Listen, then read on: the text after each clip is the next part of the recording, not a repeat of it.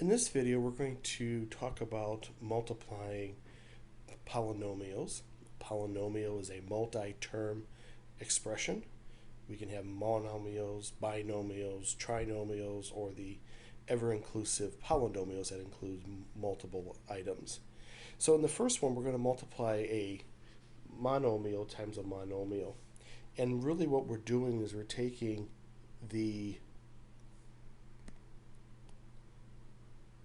coefficients and we're multiplying them, and then we can take any variables like the x cubed and the x squared and multiply them, or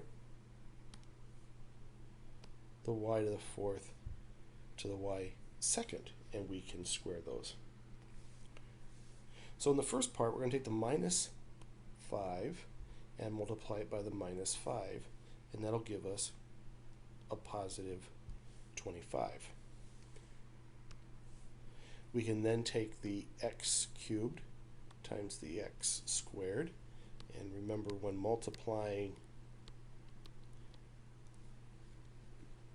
terms with exponents, we add exponents. So this will become x to the fifth.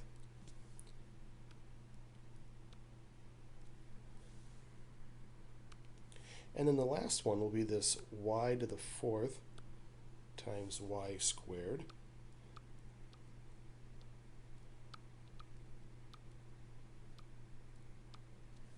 Again, we look at multiplying the same bases. So this will give us y to the sixth.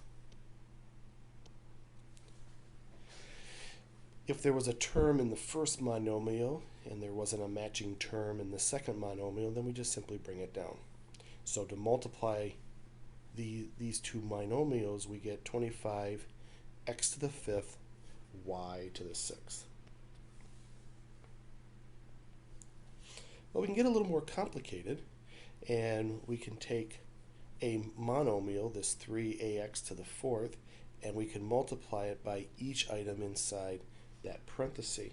And basically what we're going to be doing is the distributive property. So we'll take the 3ax to the fourth and multiply that by the minus 3ax to the third, and then we'll take the 3ax to the fourth and multiply it by the minus 8, and the 3ax to the x to the fourth times the minus 7. So the first one, 3ax to the fourth times a minus 3ax cubed. The 3 times the minus 3 is a minus 9.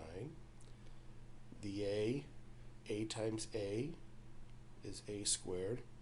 When we take a times a, what we really have is a to the 1 times a to the 1, which is a squared. We just add those two together. And then x to the fourth times x to the third, we add them, and we get x to the seventh. The second set of multiplication will be the 3ax to the fourth times the minus 8x squared. So that becomes minus 24. 3 times a minus 8 is a minus 24. Nothing to multiply with the a, so this just becomes a. And then the x to the fourth times x squared becomes x to the sixth. And then the last multiplication is minus 21. There are no corresponding terms for the a, so we'll just bring that down. Same with the x. So now this is multiplying a monomial times a polynomial. The next type that we can talk about is a binomial times a binomial. Many people learn to do the FOIL method. First out, inside last. I prefer to use distributive property. So we'll take this 5x squared and multiply it by the 3x, and then the 5x squared multiplied by the minus 6. And then we'll take the next term, 7 times 3x, and 7 times minus 6. This can be applied, in our next example we'll do this, where we have multiple terms, more than 2 on each side. So if we learn to do it with a distributive property, it makes it a little easier to work with. But if you know the FOIL, you're more than welcome to use the FOIL. So the first one, and I'll just write out these first set of terms, will be 5x squared times 3x plus 5x squared times minus 6. The second set of multiplication, just add, will be 7 times 3x plus 7 times minus 6. So in this example, I bury the negative inside the term so I don't forget it or miss it. So the 5x squared times the 3x becomes 15x cubed minus 5x squared times a minus 6 is a minus 30x squared. So those are the first two sets of multiplications. The next one is plus 21x minus 42. There's no hard, fast rule as to how we line up our numbers. Generally, you do descending order, starting with the lower letter of the alphabet. So we'll do X's and Y's and then Z's.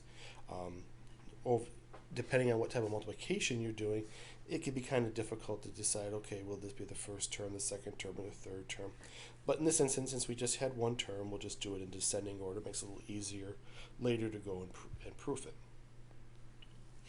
Okay, and the last type of multiplication is we can take a binomial and we can multiply it by a polynomial. And just as we did before, we're going to take that x times the x squared and the x times the 9x and the x times this minus 7,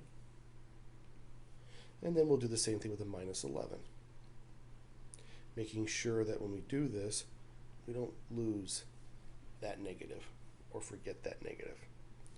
So the x times the x squared gives us x cubed. The x times the 9x gives us 9x squared. And the x times the minus 7 gives us minus 7x. That's the first set of multiplications. The second one is the minus 11 times x squared. And I'd like to put them underneath each other because we know that at the end we're going to have to simplify, combine like terms, so this works better for me, the vertical method. So now we take the minus 11 times the positive 9, and that gives us a minus 99x, and then the minus 11 times the minus 7 gives us plus 77. And then we can combine like terms, just add the columns. X cubed minus 2x squared minus 106x plus 77. So that's how we multiply polynomials.